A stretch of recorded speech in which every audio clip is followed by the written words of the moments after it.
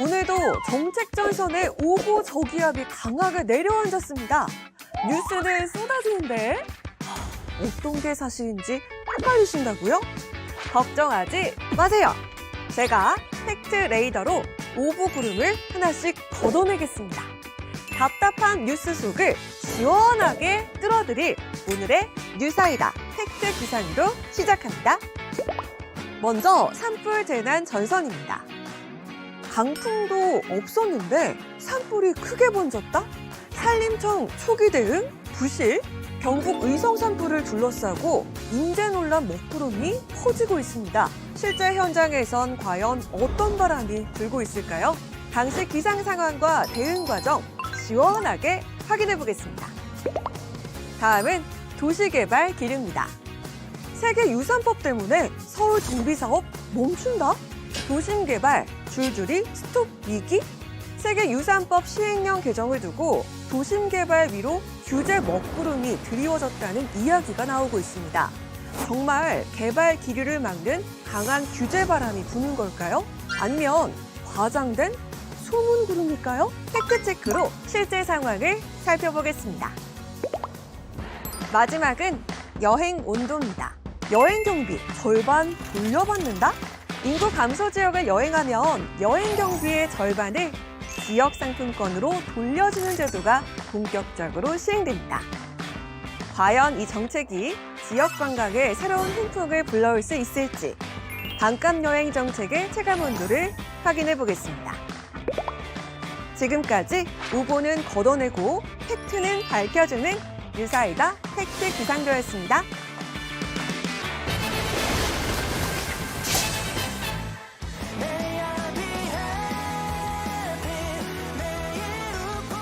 시청자 여러분 안녕하십니까? 쏟아지는 정보 속에 중심을 잡는 KT 팩트체크 뉴사이다 팩트 정리맨 최대원입니다.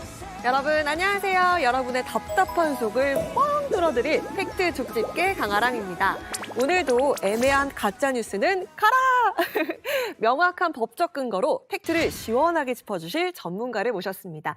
서연희 변호사님 어서 오세요. 어서 오십시오. 네, 안녕하세요. 정책의 이면을 법과 팩트로 시원하게 짚어드리겠습니다. 네, 든든한 팩트 길잡이 우리 서연희 변호사님 오늘도 기대하겠고요. 자, 첫 번째로 짚어볼 이야기입니다. 한 산불 보도에 이런 댓글이 달렸습니다. 근본적인 대책이 있어야 할 것 같다. 제대로 관리를 못한 탓이 아니냐. 이런 댓글도 달렸는데요. 임도가 산불을 키운다? 어허. 아니다. 임도는 산불 진화의 골든타임을 확보하는 길이다. 산불 기세 하나에도 다양한 의견들이 올라왔고요. 네.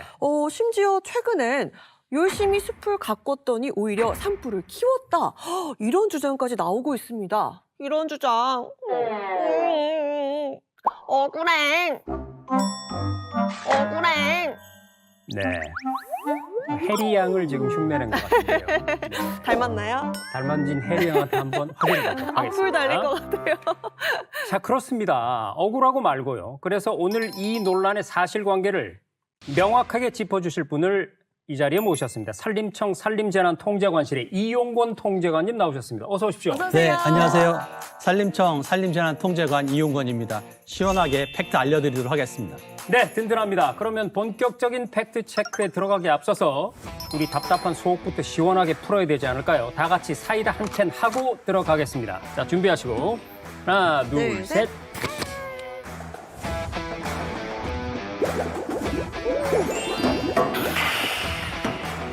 저희 프로그램은 출연자들을 살찌우는 프로그램.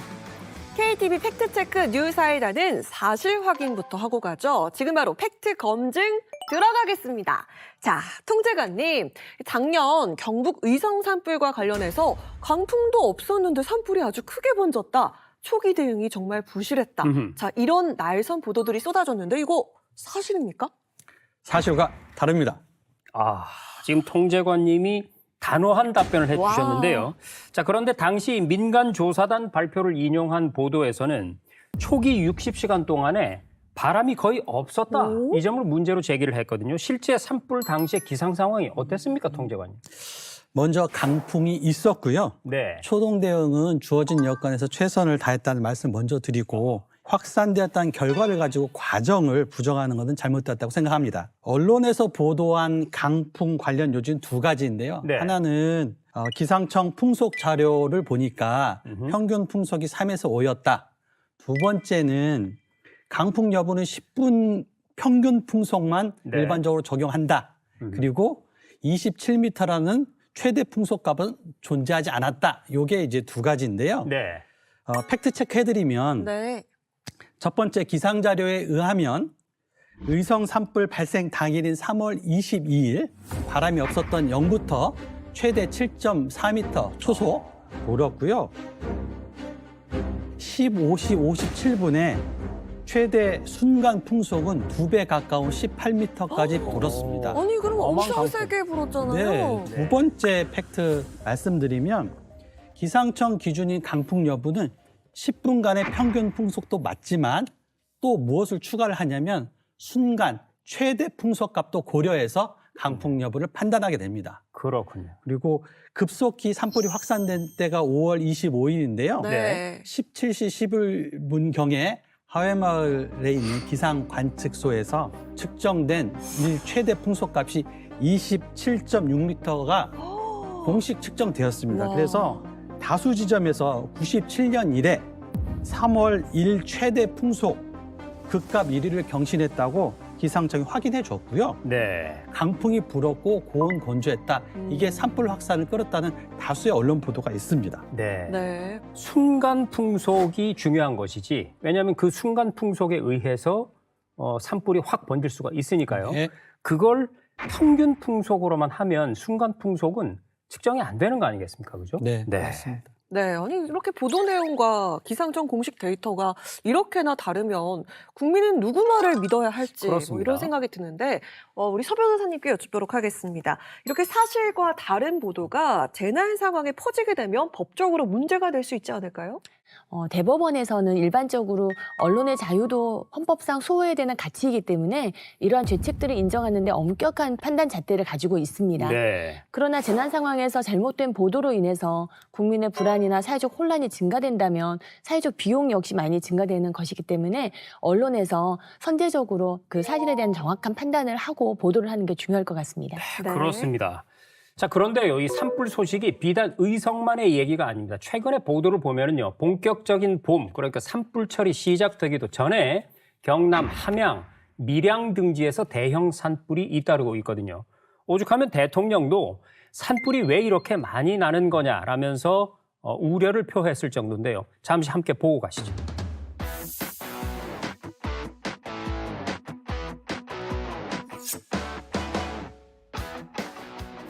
불이 났을 경우에 진압은 매우 빨라지고 피해는 줄어들었는데 작년 대비 올해 산불이 뭐 60%더 발생했다는데 그 이유가 대체 뭘까?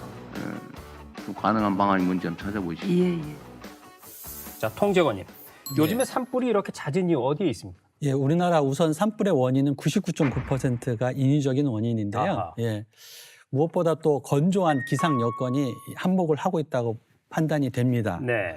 올겨울 강수량이 평년보다 상당히 적었는데요. 전국 평균 누적 강수량이 역대 3번째로 적었습니다. 네. 그리고 영남 지역 같은 경우를 보면 지난해 12월부터 한 60여일간 건조특보가 유지되는 등 전국 산이 바짝 말라 있다고 이렇게 보실 수 있겠습니다. 네. 네. 근데 일부에서는 숯가꾸기 작업이 오히려 산불을 키웠다. 이런 주장도 나오고 있는데 이런 이야기를 들으시면 뭐 현장에서 일하시는 분들 속이 꽤 답답할 네. 것 같다. 이런 네네. 생각이 듭니다. 어떻습니까? 네.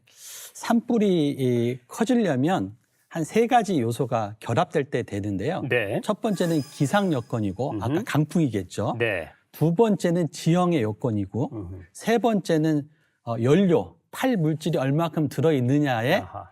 차이가 되겠습니다. 네. 우리나라 숲의 상태를 잠깐 보면 1953년에 한국전쟁 직후에는 1헥타르에 한 6입방 정도의 나무가 들어있다면 현재는 한 180입방, 한 30배가 컸죠. 재난의 관점 탈물질로 보면 30배가 더 들어있다. 이렇게 말씀드릴 수 있는데요. 숯 가꾸기는 결국 핵심은 연료량을 줄이는 겁니다.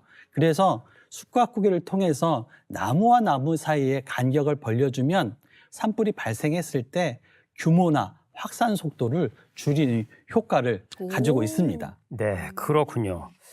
30배의 행복을 누리려면 30배의 노력이 함께 있어야 한다라는 사실을 우리가 확인할 수 있었습니다. 자, 그리고 임도 이야기도 빼놓을 수가 없겠죠. 산에다 길을 냈더니 그 길이 오히려 산불의 통로가 되고 있다. 이런 지적이 있었는데요. 자, 통제관님, 임도라는 게 정말로 이 산불의 고속도로 역할을 하는 건가요? 아니면 진화를 위한 생명길인가요? 네. 앵커께서 고속도로 말씀하셨으니까 제가 네. 비유를 잠깐 드리면 고속도로를 냈더니 교통사고가 많아졌다. 그러면 교통사고의 주요 원인이 고속도로다. 이렇게 말을 할 수는 없을 것 같아요. 네. 네. 먼저 임도 목적을 말씀드리면 농사 짓는 분들이 논밭에 가기 위해서는 이제 길이 있어야 되잖아요. 그렇죠? 산에서 나무 농사 짓는 사람들이 필요한 게 임도입니다. 그래서 길에 차가 다니면 차도이고 사람이 걸어 다니는 트레킹처럼 임도도 다양하게 쓰이고 있는 겁니다. 네. 그러니까 팩트를 좀 말씀드리면 국립산림과학원에서 임도 여부에 따른 풍향, 풍속에 대한 모니터링을 했는데요.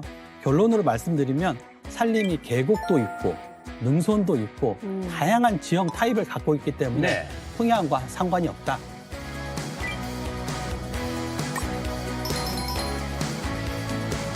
두 번째는 풍속도 어떤 때는 임도에서 빠르기도 하지만 어떤 때는 산림에서도 빠르고 해서 어떤 일정한 경향성을 갖지는 않는다. 이렇게 보고가 되었습니다. 네. 아니 근데 앵커님 오늘 산불을 주제로 하기 때문에 오늘 네. 빨간색 의상 입고 오신 건가요? 뭐 그렇다고 하시지요. 지금 양옆이 너무 빨개서 좀 더워 죽겠습니다. 네. 네, 보기만 해도 산불이 생각나는 그런 의상인데 이제 본격적인 산불 위험 시즌이 시작이 됐습니다. 자, 통제관님, 우리 시청자분들이 산에 갈 때 이것만큼은 안 된다 하는 핵심 예방 수칙, 혹시 빨간 옷 입고 가면 안 되는 거 그런 거 있습니까? 절대 없죠. 빨간 옷 입고 다니시면서 산불 예방 잘 해주시면 좋을 것 같습니다. 통제관님처럼. 네. 제가 아까 일전에도 말씀드렸듯이 모두에서 네. 산불의 원인의 99.9%는 인위적이다. 인위적이다. 네. 원인 미상을 빼면 음흠. 1번이 영농 부산물이나 쓰레기 소각이 30%, 입산자 실화가 28%, 두 개를 합치면 거의 60%에 그러네요. 네. 달하는데요. 그러면 영농 부산물 소각 조심해 주셔야 되겠고요. 또 산에 들어갈 때 인화물질, 라이터 아예 안 가지고 가시는 게 유혹에서 벗어나는 길일 거라고 생각이 되고요. 특히 요즘 산림 인접해 있는 주택에 화목 보일러 사용하는 주택들이 많습니다. 그렇죠. 남은 재처리 꼭 물 부어서 버려주시라 이렇게 부탁드립니다. 그리고 아울러서 이제 산림 재난 방지법이 2월 1일부터 이제 시행되는 중요한 법인데요. 네. 거기에 과태료나 벌칙 조항도 상향시켰습니다. 아하. 또 이 제재만 무서워서 안 한다기보다는 그렇죠. 우리의 생명과 재산을 지키는 그런 우리 노력들이 한 분 한 분 있었으면 좋겠다. 담보 말씀드립니다. 그렇군요. 네. 자, 조금 전에 우리 통제관님 말씀을 드리니까 일부 원인 미상이 있다고 하는데 이것도 사실은 사람이 아닐까 싶습니다. 네. 왜냐하면 숲에 불을 고라니가 질렀겠습니까? 다람쥐가 질렀겠습니까? 맞아요. 그렇죠. 네. 자, 조금 전에 말씀해 주신 예방 수칙 철저히 지켜야 될 것 같습니다. 네, 역시 오늘도 속이 뻥 뚫리는 시간이었습니다. 팩트체크 정리 들어가겠습니다. 강풍도 없었는데 산불이 크게 번졌다. 초기 대응이 부실했다. 이런 일부 보도는 기상청 데이터와 실제 대응 상황을 종합해 보니 사실과 다르다는 점이 확인됐습니다. 네. 숲 가꾸기 작업이 산불을 키웠다. 임도는 산불의 통로다. 이런 보도 역시도 사실과 다른 것으로 확인했습니다. 네, 불확실한 정보는 초기에 끄고 확실한 팩트는 데이터로 확인해서 살려야 할 것 같습니다. 지금까지 산림청 산림재난통제관실의 이용권 통제관님이었습니다. 오늘 말씀 고맙습니다. 고맙습니다. 네, 고맙습니다.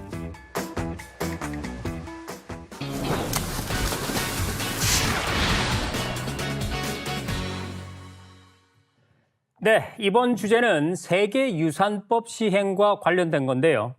시작에 앞서서 몸을 좀 풀어볼까요? 진짜 가짜 OX 퀴즈입니다. 강아랑 앵커 네. 준비됐나요? 네, 앵커님. 네, 들어갑니다. 자, 첫 번째 문제.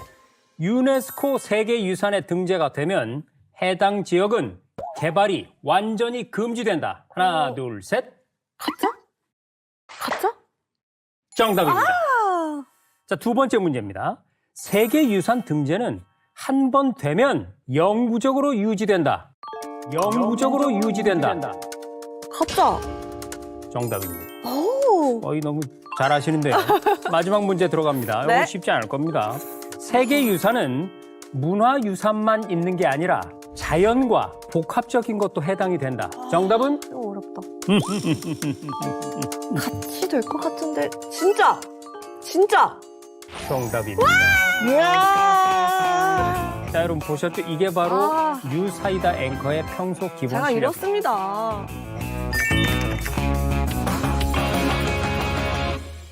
자, 그럼 이제 본격적인 얘기를 한번 들어가 볼까요? 네.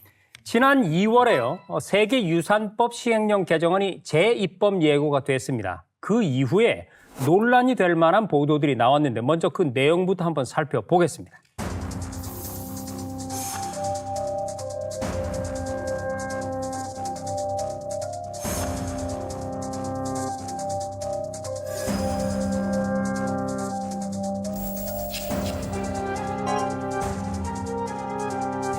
대체 왜 이런 기사들이 나왔을까요? 그러게요. 또 그 기사 내용은 모두 사실일까요? 자, 국가유산청 이길배 유산정책국장님과 함께 시원하게 풀어보겠습니다. 국장님 어서 오세요. 어서 오십시오. 네, 안녕하십니까. 국가유산청 유산정책국장 이길배입니다. 오늘 앞에서 본 기사 내용들에 대해서는 모든 오해를 시원하게 풀어드리도록 하겠습니다. 네, 아주 든든합니다. 자, 국장님 그러면 분명하게 이거부터 한번 짚고 넘어가죠. 앞서 우리가 살펴본 보도 내용들 사실입니까?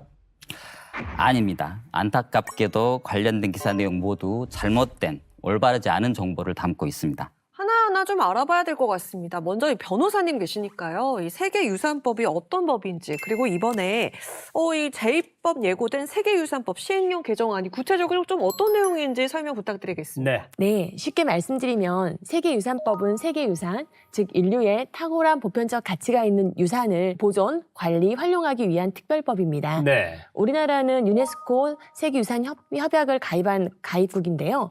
2021년에 세계유산법을 제정하여 2022년부터 시행하고 있습니다. 네.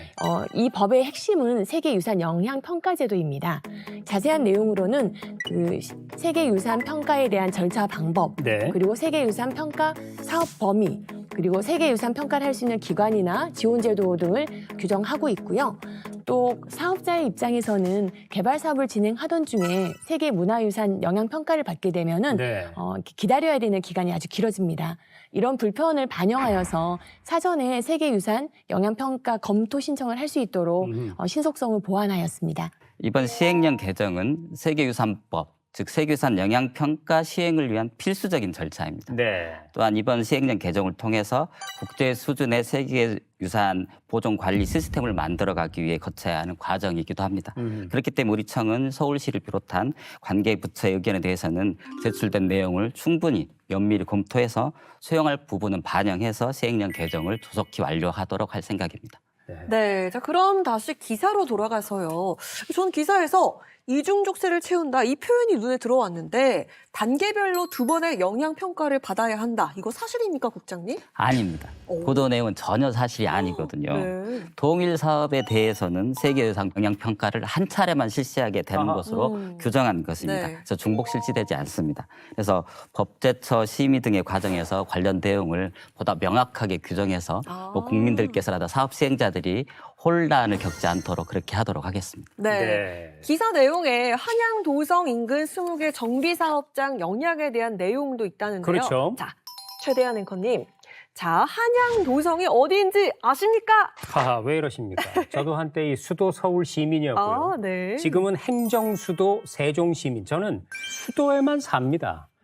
자, 한양 도성 네. 설명드리고 싶은데 시간은 없고 내용은 많으니까 제가 랩으로 한번 읊어보도록 하겠습니다.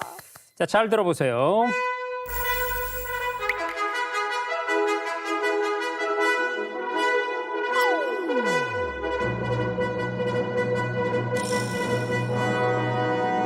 자, 래퍼 초이가 들려주는 야. 한양 도성. 예. 조선 왕조 도읍지 한성부 경계 표시 외부의 침입을 막은 도성. 평균 높이 5m에서 8m, 길이 18.6km. 아하. 1396년부터 1910년까지 514년간 도성 기능 수행. 뿌이뿌이뿌이. 예. 와, 찢었다. 숨이 너무 찹니다. 아유, 정말 네. 고생하셨습니다. 저희 한잔 하실까요? 한잔 하시죠. 짠, 네. 자, 랩하는 김에 제가 우리 제작진한테 랩을 한마디 더 해야 되겠습니다. 왜요? 예야, 우리 제작진은 잘 들어라. 연식 오래된 사람한테 이런 거 좀 시키지 말아라. 예야. 여기까지. 뿅 목걸이 채워드리겠습니다. 감사. 목걸이네. 와. 국장님, 자, 한양 도성 인근의 사업장 영양 이야기, 이건 사실입니까?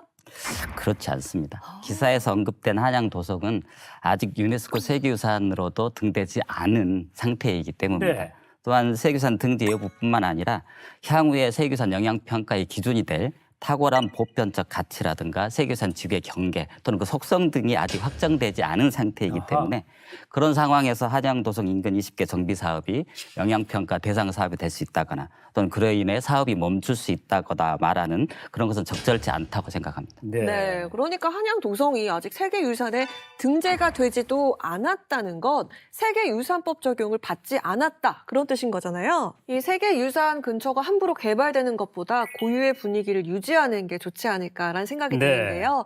요즘 우리나라를 찾는 관광객들도 이런 예스럽고 한국적인 걸 더 좋아하잖아요. 그렇습니다. 캐대원을 통해서도 우리가 확인했듯이 가장 한국적인 것이 가장 세계적인 것이 될 수 있다. 이걸 확인해 봤죠. 자, 그럼 국장님, 이 세계유산법 시행령 개정안 언제부터 시행에 들어가는 건가요? 네, 세계유산법 개정안 시행령은 4월 중에 이루어질 수 있을 것으로 예상하고 있습니다.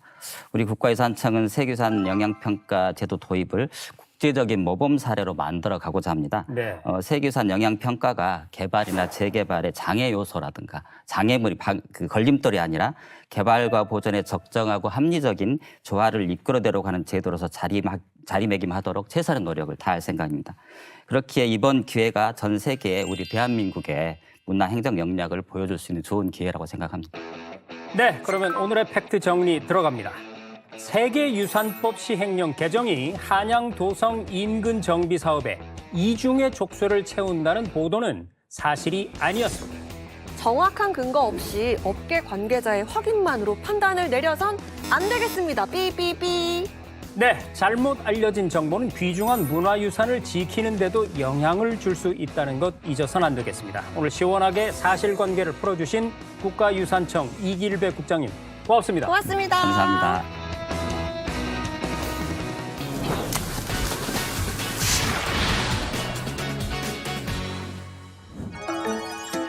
어머, 백성들이 빵이 아니면 죽음을 달래요? 빵이 없으면 케이크를 먹으라고 하세요.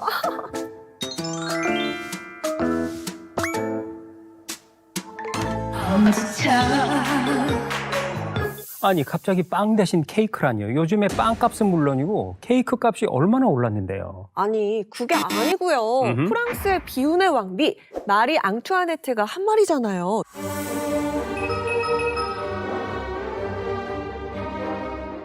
빵이 없으면 케이크를 먹으라고 하세요.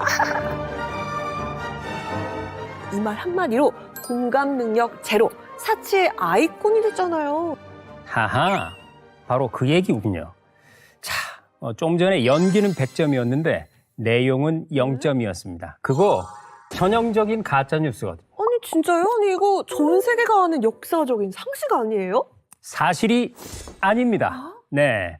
자, 철학자 장자크 루소의 고백록에 어떤 공주가 빵이 없으면 브리오슈를 먹으라고 했다라는 구절이 나오는데요. 이 글이 쓰일 때 마리 앙뚜아네트는 9살 꼬마에 불과했고요. 심지어 프랑스에 오기도 전이었습니다. 아니, 세상에. 그럼 왜 왕비가 했다고 알려진 거죠? 자, 당시에 프랑스는 흉년과 재정난으로 실제로 민심이 폭발 직전이었거든요. 그래서 빵이 아니면 죽음을 달라 이런 피켓을 들었던 거고요. 이때 사람들은 분노의 대상을 찾아야 했고 사치스럽다는 이미지의 왕비가 바로 희생양이 됐던 겁니다. 그런 거군요. 확인되지 않은 말 하나가 한 사람의 인생을, 아니 역사를 바꿔버린 셈인 것 같습니다. 그렇습니다.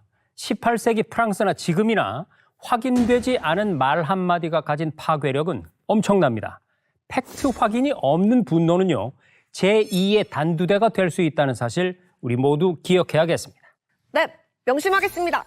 자, 그럼 이제 기분 좋은 정책 이야기로 넘어가 볼까요? 그러시죠. 네, 잘못된 정책 정보를 톡 쏘는 시원함으로 풀어드리는 사이다. 하지만 알려지지 않은 좋은 정책도 여러분께 시원하게 안내해드립니다. 뉴사이다가 전하는 굿뉴스, 굿 정책입니다. 네, 요즘에 날씨가 풀리니까 여행 계획하시는 분들 참 많더라고요. 네, 저도 여행 준비 다 돼 있는데요. 네. 경비 준비만 안 돼 있어요. 통장 잔고가 모자라시는군요. 그래서 준비했습니다. 여행은 가고 싶지만 지갑 걱정을 하시는 우리 강아랑 앵커 같은 분들을 위해서 정부에서 놀라지 마십시오. 반값 여행을 지원한다는 내용인데요. 어떤 내용인지 문화체육관광부 국내관광진흥과의 이광윤 서기관을 통해서 들어보겠습니다. 서기관님 어서 오십시오. 어서 오세요. 안녕하세요. 문화체육관광부 국민관광진흥과에 근무하는 이광윤 서기관입니다. 국내 여행 반값에 충분히 즐길 수 있는 알뜰 팁, 오늘 꼼꼼하게 알려드리겠습니다. 아니, 반값 여행 정말 듣기만 해도 설레고 혹하는데요. 진짜 그 정책 이름이 반값 여행 맞습니까? 예, 언론에서 반값 여행으로 많이 통용되고 있는 사업, 정식 명칭은 지역사랑 휴가 지원 사업입니다. 농어촌 인구 감소 지역을 여행하면 여행 경비의 절반을 환급해주는 사업으로 국가 예산으로 올해 처음 시도되는 사업입니다. 오. 그렇군요.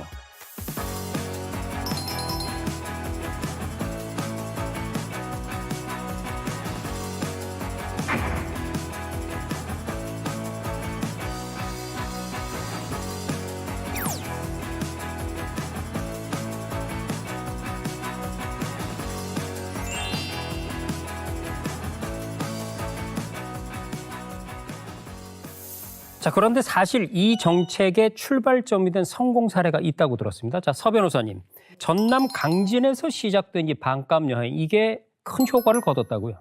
네, 맞습니다. 전남 강진군의 반값 여행 정책이 대표적인 성공 사례로 꼽히고 있습니다. 네.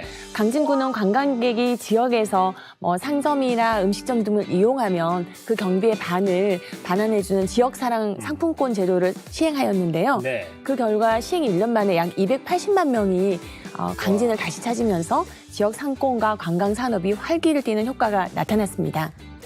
이런 성과를 바탕으로 정부에서도 이렇게 인구 감소 지역을 대상으로 여행 경비 일부를 지원하는 지역사랑 휴가 지원 제도를 정책적으로 시범적으로 확대하는 것으로 알고 있습니다. 네. 네, 저처럼 시청자분들도 아주 궁금해하실 것 같은데요. 이 반값이라는 게 어떤 걸 반값에 해준다는 건지 궁금하거든요. 숙박비가 과연 반값일지 아니면 교통비가 반값일지. 자, 서기관님, 얼마를 어떻게 지원을 해 주시는 건가요? 네, 그 지역에 가서 먹고, 자고, 보고, 즐기는 모든 비용, 아하. 여행하는 동안 사용하신 경비의 절반을 모바일 지역사랑 상품권으로 환급해드리는 사업입니다. 네. 오. 여행 가려는 지역에 미리 계획을 신청하고 네. 여행 경비를 증빙하면 개인은 최대 10만 원, 단체는 최대 20만 원까지 어허. 돌려받으실 수 있습니다. 환급받은 상품권을 사용하려 지역에 다시 방문하면 지역 관광에도 많은 도움이 될 것으로 기대하고 이게 있습니다. 포인트 같이 모바일로 적립이 되는 거죠? 예, 모바일 지역사랑 상품권은 저희가 그 부정 사용 방지를 위해서 본인 휴대전화에만 그렇군요. 본인 휴대전화에 있는 모바일 지역 사랑 상품권으로 계좌에 넣어주기 때문에 네. 가맹점 어디서든지 사용 가능하십니다. 너무 좋아요.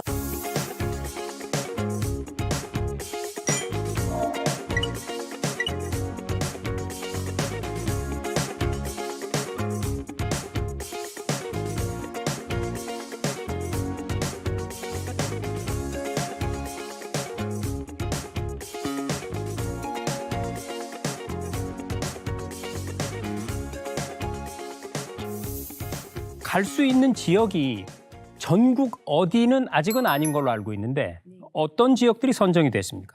지금 현재 상반기 참여 지역을 공모한 결과 네. 전국의 16개 지자체를 선정한 아하. 것으로 알고 있습니다. 강원도에서는 평창군, 영월군, 횡성군, 네. 충북의 제천시, 전북의 고창군, 전남에는 강진군, 영광군, 해남군, 고흥군, 완도군, 영암군 등이 있고요. 네. 경남에도 있습니다. 밀양시, 하동군, 합천군, 거창군, 남해군 등입니다. 근데 아까 설명해주신 16개 지역 중에 보니까 네. 강원도 영월군이 있더라고요. 아, 네. 지금 왕과 사는 남자 아, 1000만 관객 돌파하면서 여기에 그렇죠. 정말 많은 관광객들이 간다고 하는데 그렇습니다. 거기서도 사용할 수 있는 거잖아요. 네, 사용하실 수 있습니다.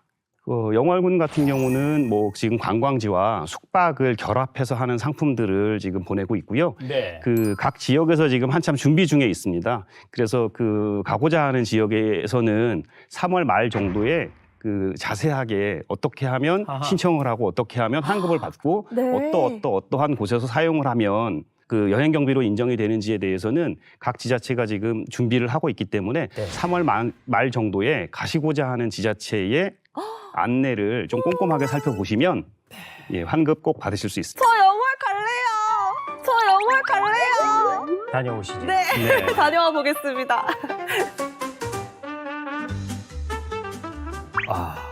굉장히 넓게 퍼져 있는데 이 중에서 우리가 골라서 네. 반값 여행을 떠날 수가 있다는 얘기인데, 자, 서기관님, 그런데 이번에 선정된 방금 설명드린 16개 지역 외에 또 다른 데도 가보고 싶은 곳이 많이 있거든요.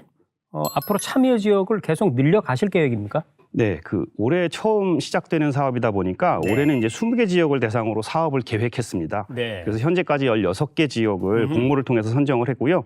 하반기에 4개 지역에서 추가로 사업을 진행할 예정입니다. 네. 물론 올해 사업 결과를 종합적으로 검토해 내년부터는 지역별 점차 확대할 계획도 가지고 있습니다. 그러면 서기관님, 환급받은 모바일 상품권은 언제까지 쓸 수 있는지 기한이 따로 정해져 있을까요? 네, 그 정책적으로 환급받은 상품권이다 보니 설정된 기한 내 사용하셔야 합니다. 네. 기한은 연말까지로 넉넉히 드렸으니 아하. 충분히 다 쓰실 수 있을 것 같습니다.